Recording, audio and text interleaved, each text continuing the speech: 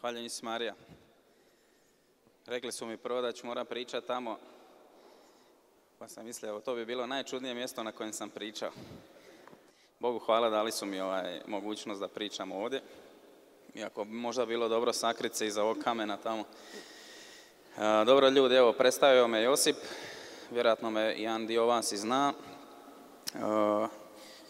Ove titule, koordinator, voditelj, ovo ono, to je sve manje bitno, pa bi ja rekao nešto ljepše o sebi. Ja sam muž svoje žene Romane i otac sam 4 djece, 2 ovdje s nama na zemlji, 2 gore u nebu. I diplomirao sam teologiju,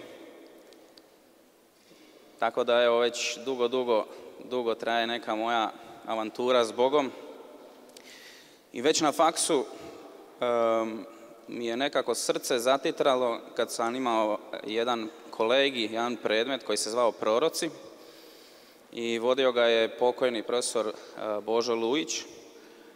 I ne znam šta se to dogodilo, valjda je to jedan dio moga poziva. Kad je taj kolegij počeo, kad je profesor Božo počeo pričati o prorocima, ja sam jednostavno osjetio sam neku veliku čežnju da ih proučim.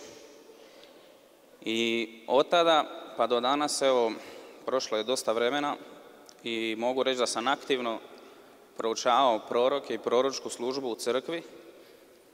I to je jedna od najljepših stvari, ja bih rekao, koju mi je Bog stavio na srce. Osobno jako puno uživam u tome, osjećam veliki poziv da uđem u te stvari i da doprinesem širenju proročke kulture u crkvi, u Hrvatskoj i u BiH. Ono što je mene iznenadilo je da je zapravo jako malo materijala na hrvatskom i da su se naši teolozi, nažalost, malo bavili tom temom. Ja sam bio tako lud da sam otišao na Hrčak, to je znanstveni portal na internetu, gdje odeš i možeš istraživati sve teološke radove od 1890 i neke, ja mislim, pa do dana današnjeg. I otišao sam ja tamo i ukucao sam ključne riječi proroci, proročko, što god mi je palo na pamet. I skužio sam da je zapravo jako malo materijala teoloških o tome i onda sam njih sve iščitao. I pročitao sam materijale koje smo dobili na teologiji, da ih proučimo za kolegij i neku dodatnu literaturu. I onda sam počeo istraživati kako povezati teologiju sa praksom i riječ Božju sa praksom. Već u to vrijeme sam bio u obnovi, bio sam u zajednici i onda sam i počeo upoznavati kako je YouTube otvara cijeli svijet. Tako sam išao proučavati sve kršćane u svijetu, mislim sve, koliko sam mogao, jel? Kršćane u svijetu koji se bave proročkim, koji govore o daru proroštva, o proročkoj službi ili o prorocima. I protestanti su tu, ja bih rekao, puno stvari daleko ispred nas. I onda sam puno tog proučio i kod naše braće. I pokušao sam ja u svojoj nekoj maloj glavi spojiti katoličku teologiju sa mojim iskustvom proročkoga, s iskustvom onog što se događa u zajednici Božja pobjeda i s iskustvom koje vidim da se događa u obnovi i onda sa onim što sam vidio da i drugi kršćani ili drugi katolici rade u svijetu. I ono do čega sam ja došao, da vama skratim godine truda, da postoje razine proročkoga. Ovo ako naučite, bit ćete pametniji od većine katolika za ove stvari. Po krštenju svi smo proroci. Ne znam jeste to znali, vi ste proroci, ok? Ali u širem smislu te riječi.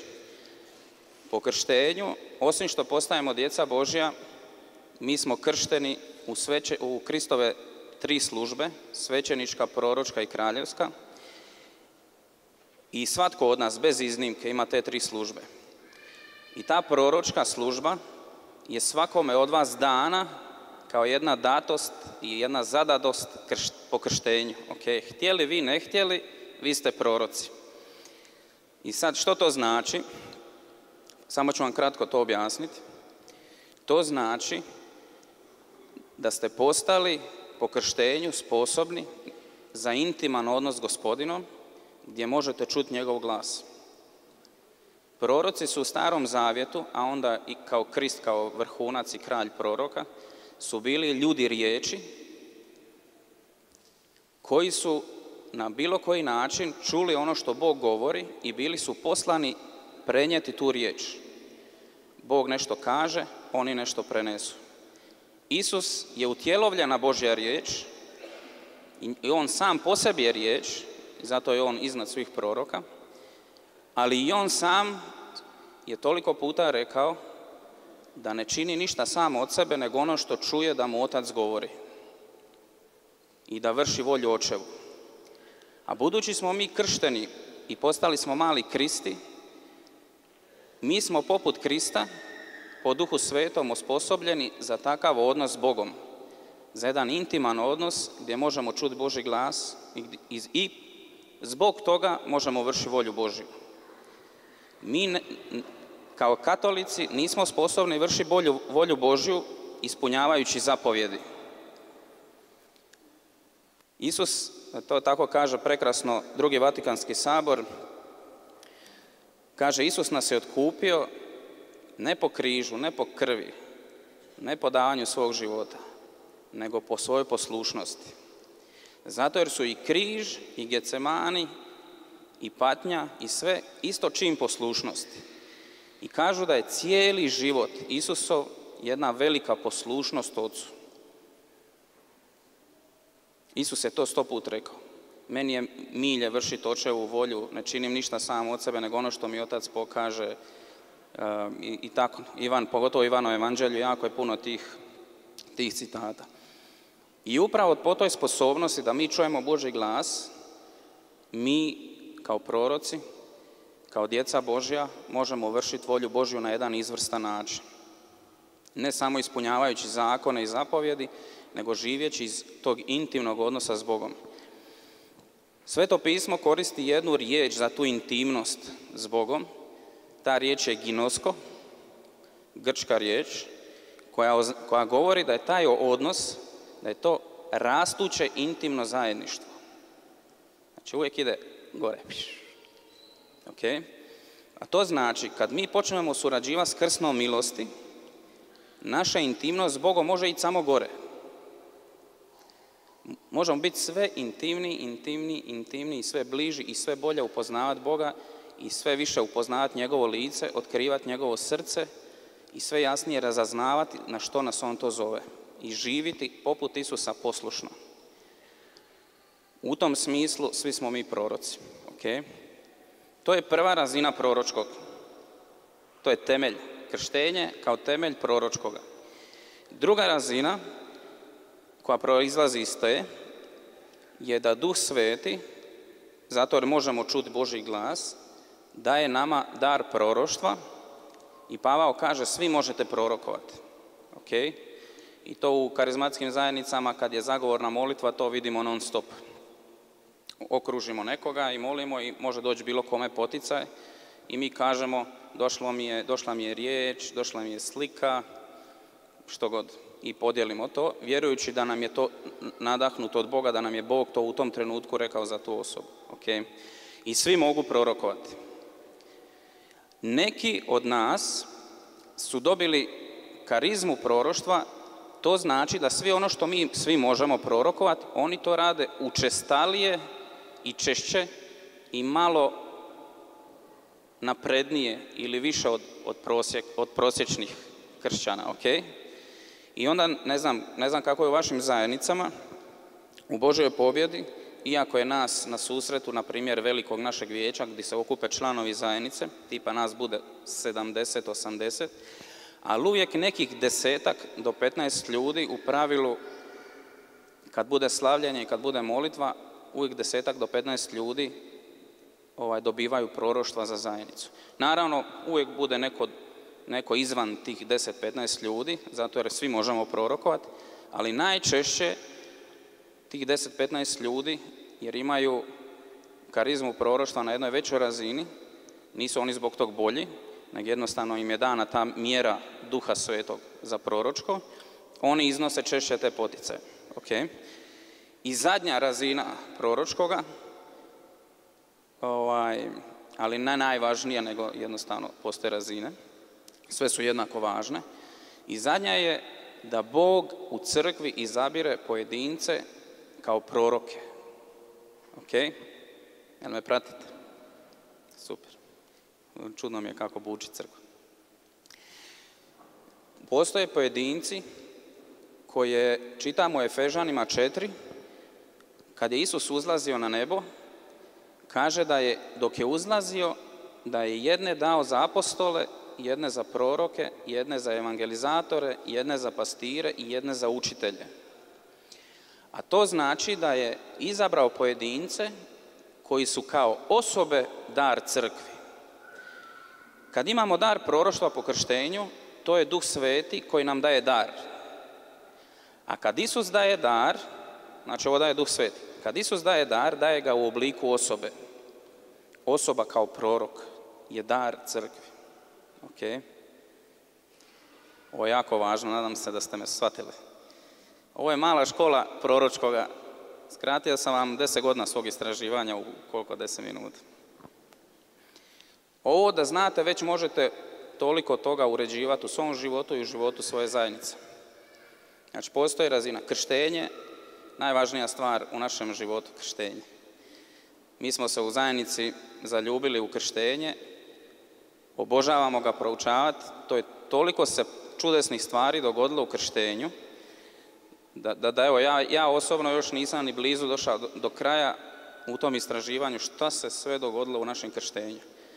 I onaj problem, ujedno je to je blagoslov i s druge strane je to potencijalno problem, jer većina nas smo kršteni kao bebe u vjeru svojih roditelja i u vjeru crkve i većina nas tek treba otkriti što smo mi to primili, koji dar i koju veličinu, duhovnu, jednu atomsku bombu smo mi primili na dan svoga krštenja. Tako da vas potičem, proučavajte krštenje, moramo razumjeti ono što nam je Bog učinio u krštenju.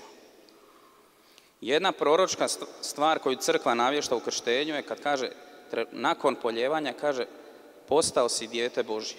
U tom trenutku postao si, znate koje proročke riječi, nešto se skroz promijenilo u duhu. Nisi više stvorenje, sad si dijete. Pa dotiče svećenik naše uši i naša usta, kao činove poseban čin za proročko, da čujemo Božji glas i Božju riječ i da možemo navještati Božju riječ. Imate u Lumen Gentiumu, to je dokument Drugog Vatikanskog sabora, mislim da je broj 35, i u katekizmu pišu vam o tome za nas laike, što znači da smo mi kao laici proroci. Okay. To ja sad ne mogu objašnjavati, nemam toliko vremena, ali evo stavljam vam to za domaću zadaću.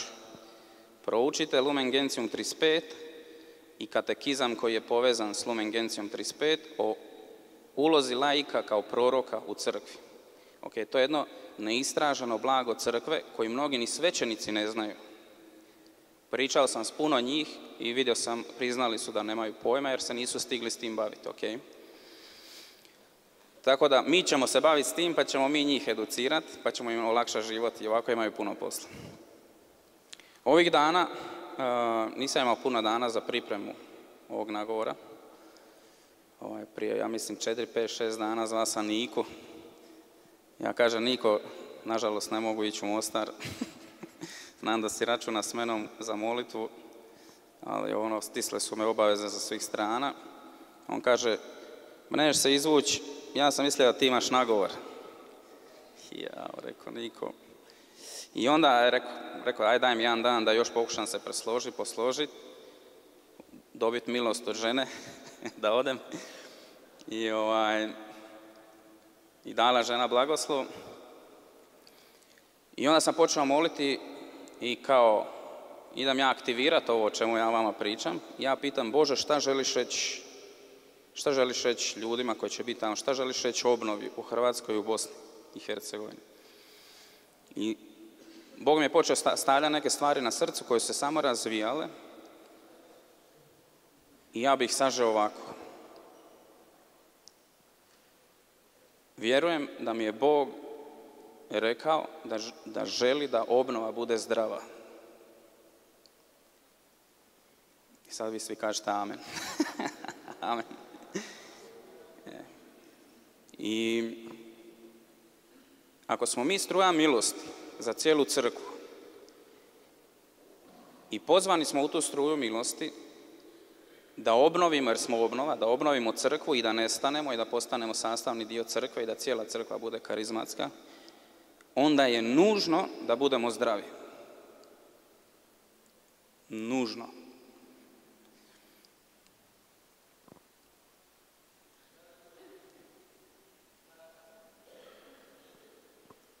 Moramo biti zdravi. I ne samo ovi ovdje koji su glavni ovdje, glavešine, koji su dobili kaparu vodstva da vode, oni prvi, jer riba uvijek smrdi od glave, ali svi vi. Zato jer ste vi svi predstavnici obnove. I svi ste vi prilika i milost za crkvu.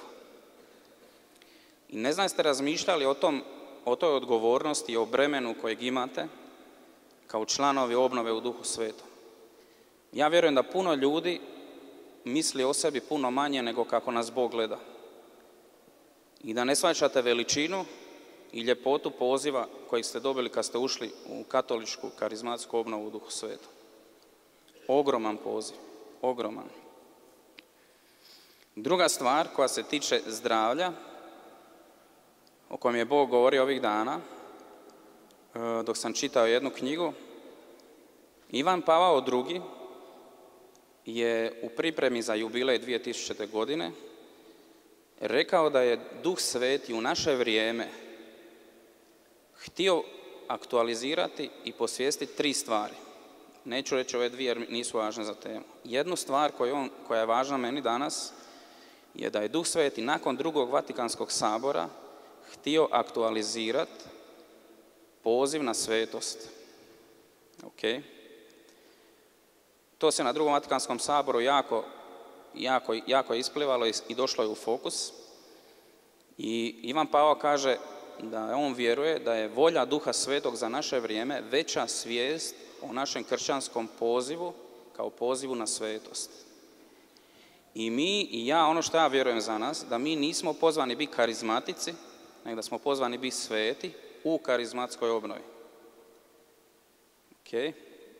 Vidite kako to drugačije zvuči. Kako je lijepo kad se prioriteti poslože. Svi ste pozvani da budete sveti. I ne znam jeste li razmišljali o tome, ja nisam do prije neki dan kad sam pripremao jednu temu o svetosti. Svi ćete vi biti sveti. Crkva govori da mi već sad jesmo sveti, ali nismo moralno sveti, nego ontološki. Bog nam daje, jer Duh Sveti živi u nama i kršteni smo i po krštenju i po Božoj prisutnosti u nama imamo već zalog svetosti, ali trebamo kroz suradnju s Duhom Svetim postići onu jednu moralnu svetost, da zaživimo herojske kreposti u nama. Ali ono što je zabavno, ne znam jeste o tom razmišljali, u nebu, ako ga se dokopamo, a ja vjerujem da svi ćete se dokopati neba ili čistilišta, kako god, bitno da se spasimo, vi ćete gore biti sveti. I ne znam jeste ikad razmišljali, kad dođete u nebo, a u nebo ne ulazi ništa nečisto, vi ćete gore biti sveti. Kako je to prekrasno. Možete zaklopiti oči na pola minute, zaklopite oči. I želim da sad zamolite Duh Sveti, ja te molim, pokaži ovim ljudima kako će izgledati kad budu sveti u nebu. Dopustite Duh Svetom da vam pokaže vašu svetu sličicu u nebu. Evo.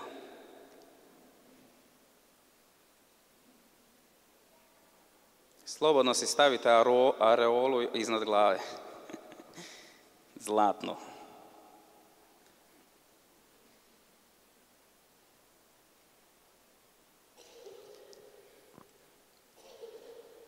Super. Znači, svi ćete biti sveti. I taj proces dolaska u nebo, gdje ćete biti sveti, je zapečen na dan vašeg krštenja i sve ovisi o vašoj suradnji šta će se dogoditi. Moramo biti zdravi i temeljni poziv na svetost u karizmatskoj duhovnosti. I sastavni dio našeg krsta, krštenja, je taj intiman odnos s Bogom gdje možemo čuti njegov glas, možemo prorokovati, možemo primiti proroštvo, spoznaju i objavu za same sebe i možemo čuti Božji glas za druge.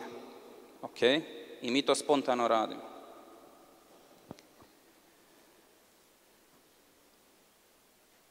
Sljedeća stvar koju mi je Bog stavio na srce je lik Svetog Petra. I htio bi da ga gledamo u kontekstu našeg poziva. Postoji jedna stvar koju bih htio posebno naglasiti u životu svih nas, a onda kroz lik Svetog Petra to pokazati, a to je jedan zakon postupnosti, što je lijepo u hodu s Duhom Svetim. Isus kad je došao po Petra i po sve nas, u jednom trenutku Bog je došao po vas, uvijek je njegova inicijativa. I Isus ulazi u njegovu svakodnevnicu i dolazi kod njega kao kod ribara, dolazi na njegov posao, koji je bio i njegov poziv. I on ga zove, dođi, idi za mnom, slijedi me. I Isus, koji prima poziv od Duha Svetog, i Duh Sveti ga vodi u pustinju, i onda kad tamo završi, Duh Sveti ga vodi i Isus kreće navještat, poslušan Ocu i njegovom vodstvu i njegovim otkrivenjima. Isus prepoznaje apostole sigurno po nadahnuću, ne po svojoj nekoj ljudskoj pameti. I on, Petra, kojeg poziva, otkriva mu proročku viziju njegovog života i govori mu sljedeću stvar. Od sad ćeš loviti ljude, bit ćeš ribar ljudi. I za početak Isus zna da je to dovoljno. I Petar ulazi u učeništvo i nasljeduje Krista i svi znamo kakav je Petar, jako zanimljiv lik. I nakon nekog vremena sa Isusom događa se sljedeća stvar. Isus dođe i pita apostole što ljudi kažu ko sam ja. I sad oni uzmu i govore, jedni kažu da si Ilija, jedan kažu da si ovaj prorok, onaj prorok i tako dalje. I kaže on njima, što vi kažete, ko sam ja? I uvijek Petar prihvati prvi i kaže, ti si sin Boga živoga. I Isus mu kaže sljedeću stvar. Blago tebi, Šimune, sine Jonin, jer ti to ne objavi tijelo. Nisi došao do toga zaključka svojom pameću, svojim razumijevanjem, nego ti to objavi Otac moj koji je na nebesima. Šta se dogodilo, drugim riječima, u tom trenutku? Petar se otvorio Duhu Svetom i primio je proročko otkrivenje tko je Isus, koje nije mogao znati svojom ljudskom pameti. To mu daje Duh Sveti. I događa se druga prekrasna stvar, da u trenutku kad se Petar otvorio Duhu Svetom i primio otkrivenja tko je Isus, Isus njemu uzvraća otkrivenjem o tome kako Bog gleda njega i o njegovom pozivu. I kaže mu, ti si Petar stijena. Izgovara nešto o njegovoj osobi, o njegovom identitetu i kaže, na toj stijeni ja ću sagraditi crkvu svoju. Govori mu i o pozivu kojeg ima za njega. I sad možemo vidjeti taj zakon postupnosti u početku. Isus mu je rekao, bit ćeš ribar ljudi. Nije mu došao i odmah rekao mu, slušaj Pero, bit ćeš stijena, na tebi ću sagraditi crkvu, dođi vamo, radit ćeš sve ovo, to i da samo to sve znaš, sad možeš ići i radi. Duh Sveti tako ne vodi svoju crkvu i ne vodi kršćane. On zna koliko mi možemo. I on zna što nama treba. I to je prekrasno za sve nas i ohrabrujuće, da sve ono što smo do sad primili je dio nečeg većeg. I Bog vas želi uvesti još veći blagoslov. I Bog želi nad vama izgovoriti još veće proročke riječi i dati vam još veća otkrivenja. I ono što se u obnovi priča od početka je da puno kršćana, karizmatika, katolika je u obnovi dolaze i primaju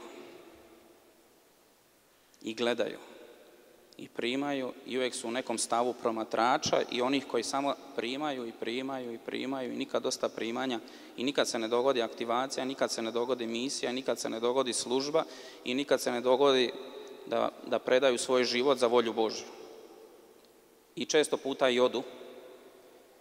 I ono što mene rastužuje je jedan prigovor koji je totalno nepravedan i neistinit, ali razumijem s obzirom na koliko ljudi unutar obnove to radi, da nam kažu karizmatska duhovnost je samo za početak.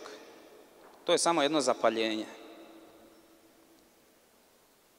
Dolaze, idu na seminare, idu vamo, idu namo, od slavljenja do slavljenja, dižu ruke, zapale se i onda u pravilu to nestane. I onda kad želiš biti ozbiljan kršćanin, onda ideš u Opus Dei, onda ideš na ignacijanske vježbe, onda ideš vamo, ideš namo. I mi smo odgovorni za tu sliku. A karizmatska duhovnost je za cijelu crkvu i treba voditi svetosti. I šta će nam karizme, i šta će nam darovi, i šta će nam službe ako nas to sve ne posvećuje i ako to nije naša suradnja i čin naše poslušnosti Bogu. Ok? Ne me razumijete? Niste baš oduševljeni. Ćete da kažem neki lijepi, neki nešto slatko, simpatično. Molim vas, imajte pred očima da ste vi svi mali Petar, u smislu da vas je Isus jednog dana došao po vas, ali da vam Isus nužno treba reći dublje kako vas Otac vidi, vaš identitet vam otkriti i otkriti što On želi s vama. Ne dopustite da vam iko kaže drugačije. A možda ste sami sebi prepreka za to. Možda ste stavili Boga u kalupe, možda bježite od odgovornosti, kao Jona, možda se bojite, možda se sramite, možda ste povjerovali u hrpu nekih neistina koje su izgovorene nad vašim životom, bilo od vaših roditelja, prijatelja, obitelji, nekih crkvenih autoriteta. Ono što vam ja želim reći, što vjerujem da mi je Bog stavio na srce, Bog vas želi zdrave i Bog vam želi reći kako vas vidi, Bog vam želi reći za što vas je stvorio, koje je vaš poziv i poslanje. Bog vas želi izgraditi u ovoj struji milosti, da vi budete jedan od onih koji će donijeti tu šansu i priliku i milost za cijelu crkvu. To je veliko, veliko, veliko poslanje. I zadnja stvar, ne znam koliko pričam, 30 minuta, valjda, je uloga crkve. Uloga crkve u proročkome, uloga crkve u našem karizmatskom životu. Molim vas, nemojte biti samodostatni, nemojte razlučivati sami svoje karizme, sami svoje darove, nemojte se zatvarati, getoizirati, elitizirati, nemojte biti samo prozvani proroci, nemojte se ponašati kao djeca u darovima, nego uvijek tražite razlučivanje. Znate što ja smatram jako simpatičnim? Da je duhovnik obnove trenutno Isusovac. Kad ugusate njegovo ime, prva tema koja izlazi je razlučivanje. Zamislite vi to? Znači, Bog nam je dao duhovnika, provincijala Isusovačkog, u Hrvatskoj nama, koji se temeljno bavi razlučivanjem. To nije slučajno. To nije slučajno. Ja vjerujem da je to zato jer nas Bog zove u dubinu. I Bog nas zove u zrelost. I Bog nas zove da razlučujemo i da se ne bavimo više dječjim stvarima i ne pijemo mlijeko, nego da počnemo jesti krutu hranu. I da budemo još izvrsniji u proročkom daru, još izvrsniji u službi proroka da znamo još i prepoznati proroke, imenovati proroke, dati blagoslov prorocima, da znamo prepoznati nadarene proročke ljude u našim zajednicama i obnovi i da znamo svi prigrliti proročko i kad se to dogodi, to će biti, ne znam neke ovako ozbiljne riječi za crkvu, ali mladi bi rekli da će biti bomba. To će biti bomba. Okay? Bog je tek započeo s nama. Ja to vidim u našoj zajednici. 17 godina mi smo tek započeli. Ja što više proučavam i krštenje, i karizme, i sveto trojstvo, svakog ponaosob i Oca, i Sina, i Duha Svetoga, i svoj poziv, ja se ovako udaljavam, ja najrađe ne bi stajao za ovaj mikrofon. Sve manje imam potrebu pričati, sve imam više potrebu šutiti i divit se i učiti, jer shvaćam koliko tog malo znam. I nažalost, Bog me sve češće zove da pričam. Ali stvarno, nažalost, to znaju ovi koji rade s menom u uredu. Evo, molim vas da ne shvatite ove moje riječi kritički. Ja bih volio da ih doživite kao jedan poziv, jedan blagoslov za vas, za vaše zajednice, za cijelu obnovu, jer ja vjerujem da stvarno i da sam izmislio da nas Bog zove na zrelost i da sam izmislio da nas Bog zove da otkrijemo poziv u svetost, da otkrijemo dublje proročko i da prigrlimo proročko kao obnova i da razlučujemo i sve što mi je Bog stavio na srce, to je predobro. Nećete ful tako me poslušati, ali ja duboko vjerujem da je to autentičan poticaj za nas. Evo, neka vas dragi Bog blagoslovi.